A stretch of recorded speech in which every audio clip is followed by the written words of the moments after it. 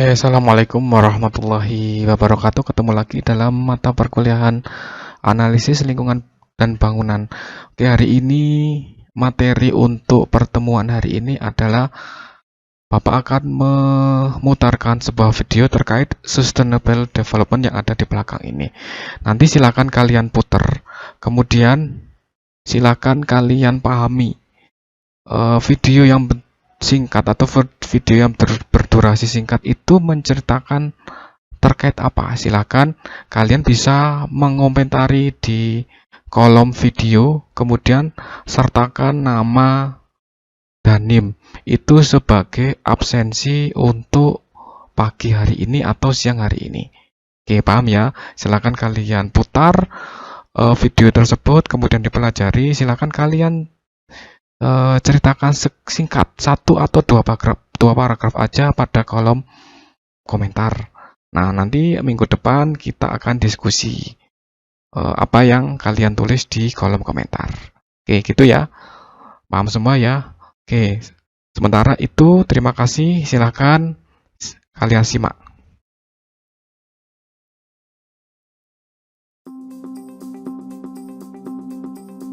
Asia, a region boasting rich biodiversity and natural resources, dynamic economies, and more than 4 billion people aspiring for a prosperous and secure future, has seen rapid economic growth in recent decades. However, rising populations, growing resource scarcity, energy and food insecurity, and natural disasters made worse by climate change are affecting people across the region, particularly poor and marginalized populations. The message is clear.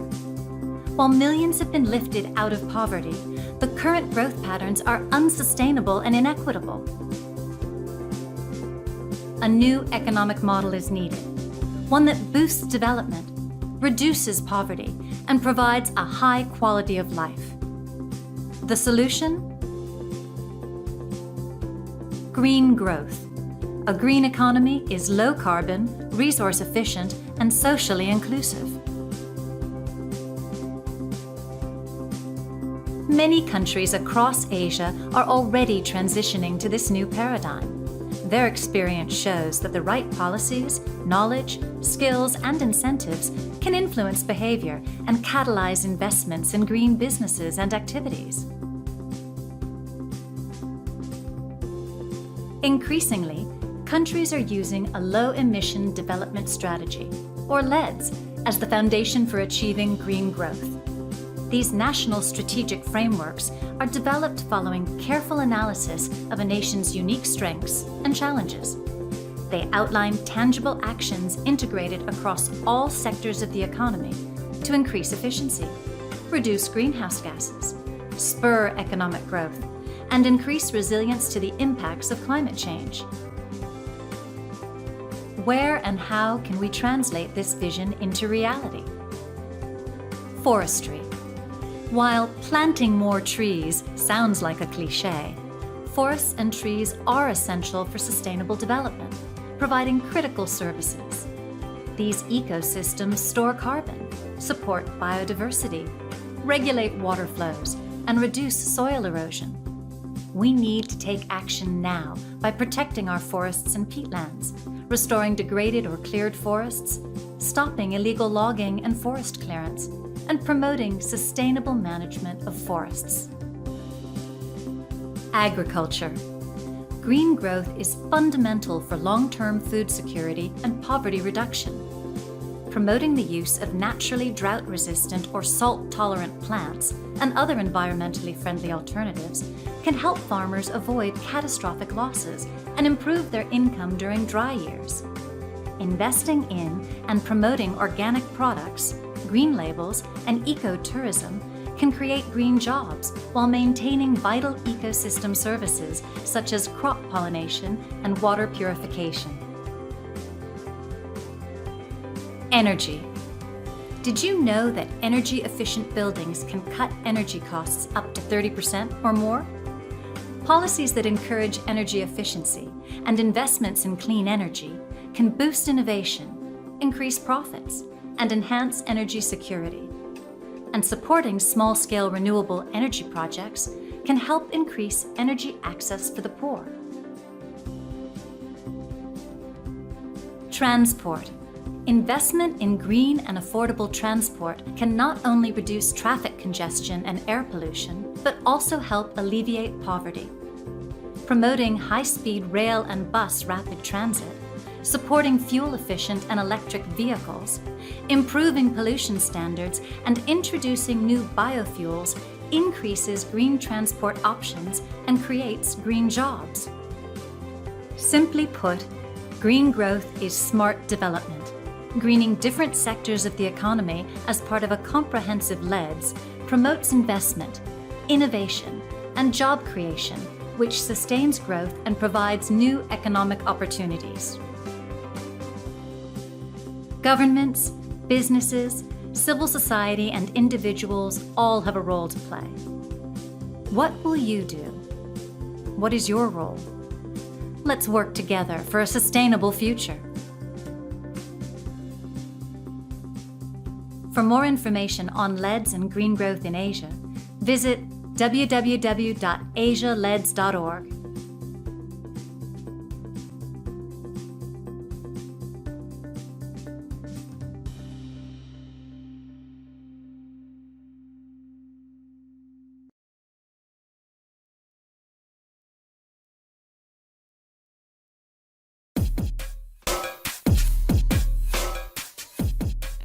Oke, assalamualaikum warahmatullahi wabarakatuh. Saya ucapkan selamat datang. Terima kasih kepada seluruh mahasiswa yang bisa hadir pada pertemuan kali ini, pertemuan 10 ya.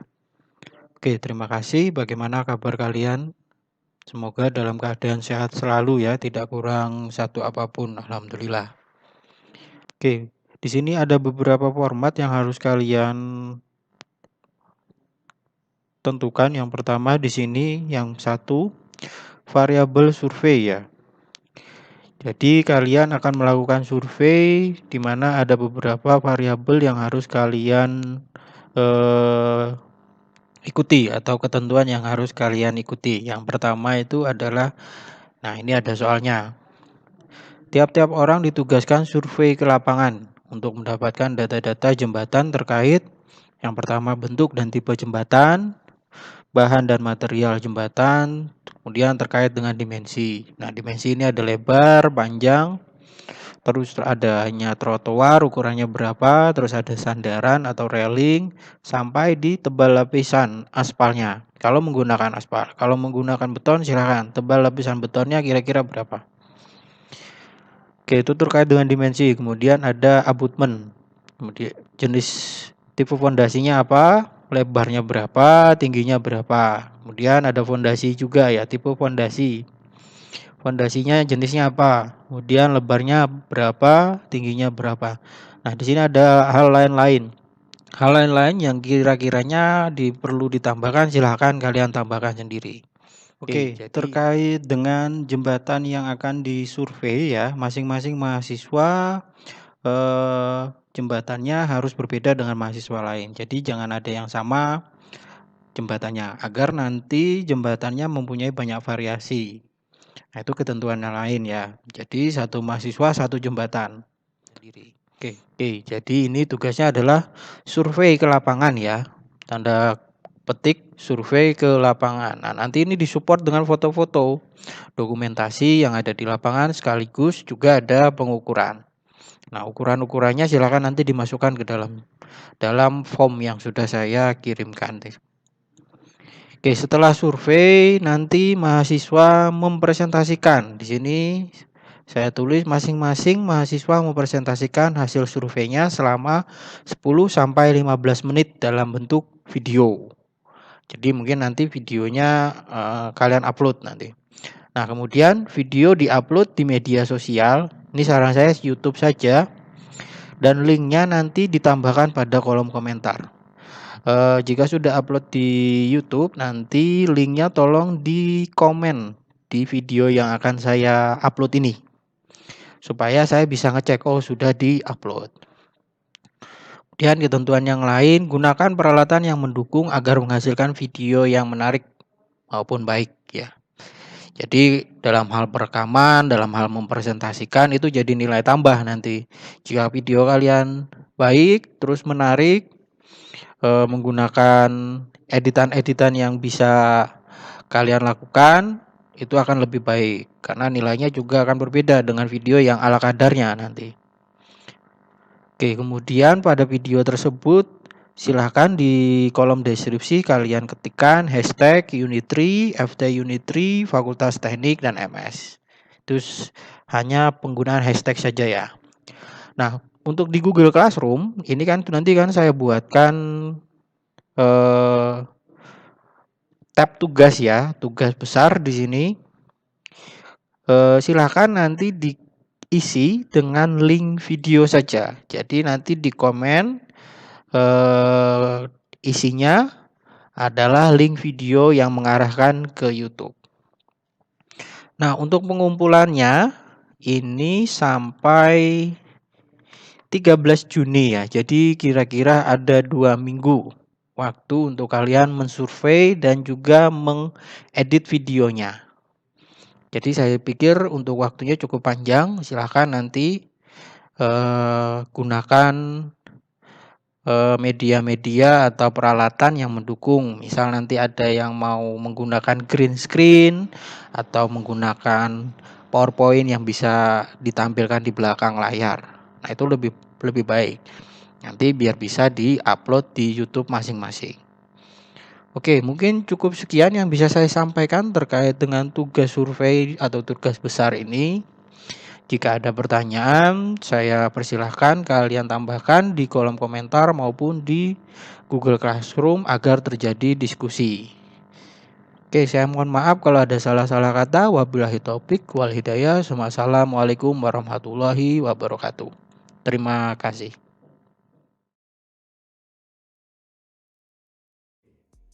Salam sejahtera untuk kita semua. Semoga diberikan kesehatan oleh Yang Maha Kuasa. Yang pertama, saya akan memperkenalkan diri saya sendiri. Nama saya Seto Rupiana. Saya dari Fakultas Teknik dengan program studi Teknik Sipil Universitas Tribuana Tunggadewi. Video ini dimaksudkan untuk memenuhi tugas konstruksi jembatan tahun ajaran 2020-2021. Yang pertama, saya akan menjelaskan sedikit tentang apa itu jembatan. Baiklah, jembatan merupakan struktur yang dibuat untuk menyeberangi jurang atau rintangan, seperti sungai, rel kereta api, ataupun jalan raya. Jembatan dibangun untuk penyeberangan pejalan kaki, kendaraan kereta api, atau di atas halangan.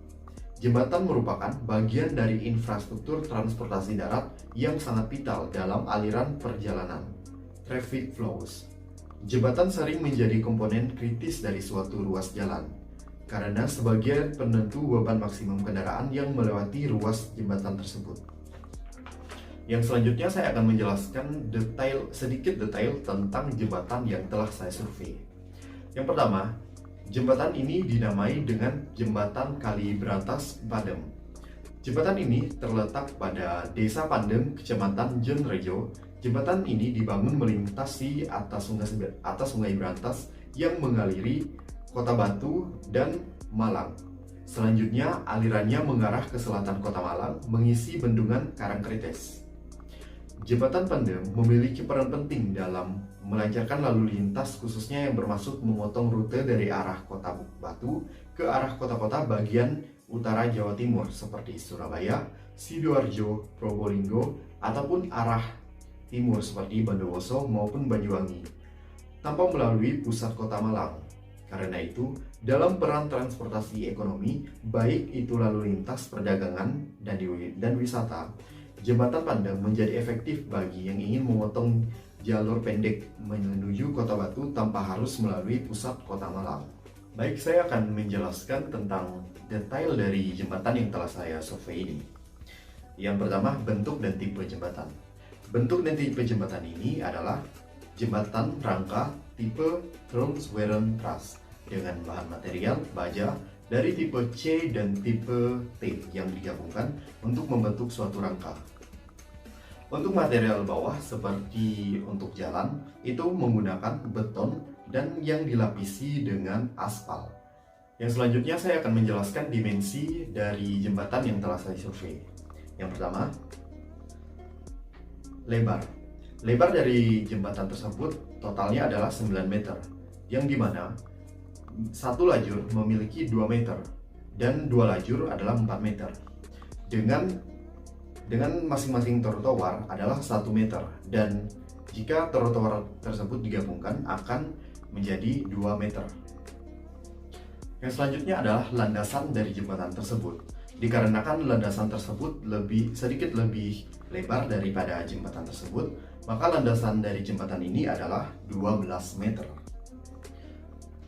Yang selanjutnya adalah tumpuan dari jembatan tersebut. Tumpuan dari jembatan tersebut dengan ukuran 40 cm x 40 cm, yang dimana tumpuan ini berada di antara kerangka jembatan dan landasan. Yang selanjutnya ada gelagar memanjang. Gelagar memanjang ini memiliki material yang terbuat dari baja yang panjangnya adalah 30 meter dari ujung jembatan sampai ujung jembatan yang lainnya. Untuk dimensi dari gelagar melintang itu dibuat seperti huruf X yang memiliki panjang kira-kira 7 meter per gelagar. Ikat angin berada di rangka atas jembatan, dan ikat angin jembatan ini memiliki panjang 25 meter dan lebar 7 meter, 7 sampai 8 meter. Jembatan ini memiliki sayap masing-masing 50 cm di setiap kirinya. Yang selanjutnya adalah oprit, yang merupakan penghubung antara jalan dan jembatan tersebut. Dan di jembatan ini, oprit tersebut memiliki panjang 8 meter. Tebal lapisan aspal yang digunakan di jembatan ini adalah 30 mm. Adapun abutment dari jembatan tersebut adalah ada tipe pondasi yang digunakan untuk membangun jembatan ini adalah pondasi semuran dengan lebar 4 meter dan tinggi 6 meter. Tinggi dari dasar sungai, tinggi dari permukaan sungai hingga ke bawah jembatan. Yang selanjutnya ada pondasi, sama seperti abutment. Pondasinya memiliki tipe pondasi semuran dan lebar 4 meter, tinggi 6 meter. Dalam pengukuran ini, kami memiliki sedikit masalah dikarenakan pondasi yang kita harus dapatkan datanya, kami tidak bisa melihatnya secara langsung. Oleh karena itu, dalam menentukan jenis pondasi yang digunakan di jembatan ini, maka kami menggunakan searching di Google, mencari detail tentang jembatan ini, dan kami menemukan jembatan ini memiliki tipe pondasi adalah jenis semuran. Dan untuk ketebalan aspal tersebut, kami juga memiliki sedikit kendala karena kami tidak bisa mengukur berapa milimeter yang digunakan dalam pondasi tersebut. Akan tetapi, setelah kami mencari di SNI dan mencari di Googling, kami mendapatkan bahwa standar SNI untuk melapisi jembatan adalah sekitar 20 mm sampai 50 mm. Akan tetapi setelah kami melakukan pengamatan lagi, setelah kami melakukan pengamatan ini, kami mendapatkan hasil bahwa lapisan aspal yang digunakan adalah setebal 30 mm. Dalam melakukan pengukuran, kami memiliki sedikit kendala, yaitu dalam proses pengukuran di bawah jembatan. Karena di bawah jembatan itu sangat curam, jadi kami harus melakukan hati-hati. Dan untuk melakukan pengukuran tersebut, kita melakukan pengulangan sebanyak 3 kali hingga menghasilkan hasil yang akurat. Dari pengukuran yang kami telah dapat tersebut, kemungkinan ini adalah hasil yang akurat. Di jembatan tersebut juga memiliki bentuk trapesium yang memiliki jenis sambungan adalah sambungan jenis baut. Dalam satu sambungan itu memiliki sekitar 28 baut untuk mengunci antar sambungan dari baja ke baja tersebut. Ini dilakukan agar mendapatkan kekuatan jembatan itu yang secara maksimal, dan baut yang digunakan dengan diameter 15 mm.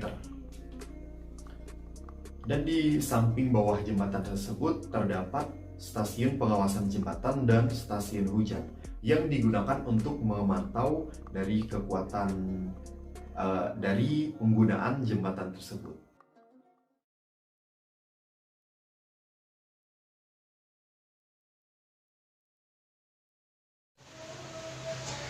Assalamualaikum warahmatullahi wabarakatuh. Selamat sore untuk kita semua. Pertama-tama saya akan memperkenalkan nama. Perkenalkan, nama lengkap saya Yusri Nuha, NIM 2019520041, Program Studi Teknik Sipil. Di kesempatan kali ini saya akan mempresentasikan hasil praktek saya tentang sambungan kayu. Di sini saya akan membahas sedikit tentang sambungan kayu. Seperti yang kita ketahui, kayu banyak digunakan sebagai akustik bangunan. Kayu juga dipilih karena mempunyai warna yang alami, sehingga menambah nilai estetika yang bagus pada bangunan. Kayu juga banyak digunakan sebagai kuda-kuda, rangka plafon, rangka kuseng, pintu, jendela, bahkan dalam perabotan rumah tangga. Dan kayu juga merupakan hasil alam, tentunya dari pohonnya dibentuk berbagai ukuran. Dan di sini juga ada keterbatasan panjang kayu yang ada di pasaran.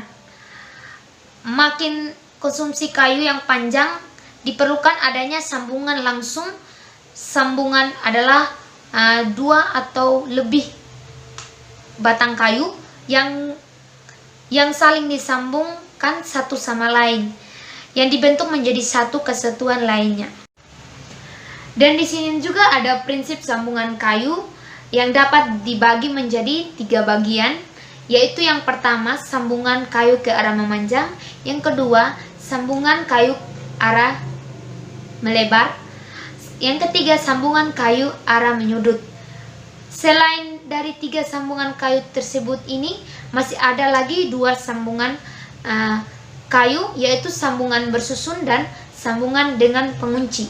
Dan sambungan kayu ke arah memanjang itu ada 2 macam, yaitu sambungan ke arah mendatar, misalnya sambungan bibir lurus berkait, sambungan bibir miring, sambungan bibir miring berkait. Dan ke arah tegak, misalnya sambungan takikat lurus, sambungan mulut ikan, sambungan takikan lurus rangkap, sambungan purus lurus. Oke, baik, di sini saya memilih salah satu jenis kayu, yaitu sambungan bibir lurus. Kenapa saya memilih sambungan bibir lurus ini? Karena cara pembuatannya sangat sederhana dan bahan-bahannya dapat dijangkau. Di sini saya akan menunjukkan bahan-bahan apa saja dalam pembuatan sambungan kayu ini. Yang pertama memerlukan 2 batang kayu atau 2 batang balok, dan yang kedua pensil, dan yang ketiga memerlukan roll siku untuk mengukur baloknya, dan yang keempat memerlukan kertas pasir untuk menghaluskan kayunya, dan yang kelima memerlukan gergaji potong untuk memotong kayu tersebut. Oke, baik, itu saja bahan-bahan untuk pembuatan sambungan kayu atau sambungan bibir lurus. Nah, di sini saya akan menunjukkan hasil pekerjaan saya, yaitu sambungan bibir lurus. Oke, ini seperti yang kita lihat, ini yang dinamakan sambungan bibir lurus. Dan sambungan bibir lurus ini punya bagian-bagiannya. Bagian ini yang dinamakan tampak depan, dan yang ini dada tegak. Ini penutupnya, dan ini pemikulnya. Nah, yang pertama kita sambungkan bibir lurus dengan sambungan kayu yang satu lagi begini. Oke, ini. Nah, sambungan ini merupakan sambungan yang sederhana karena kekuatannya begitu lemah, rakitnya masing-masing separuh. Sambungan ini biasanya digunakan di permukaan datar seperti balok tembok atau balok ini bisa digunakan pakai paku dan baut untuk kekuatannya untuk bisa kuat. Oke, baik, itu saja presentasi dari saya. Sekian dan terima kasih.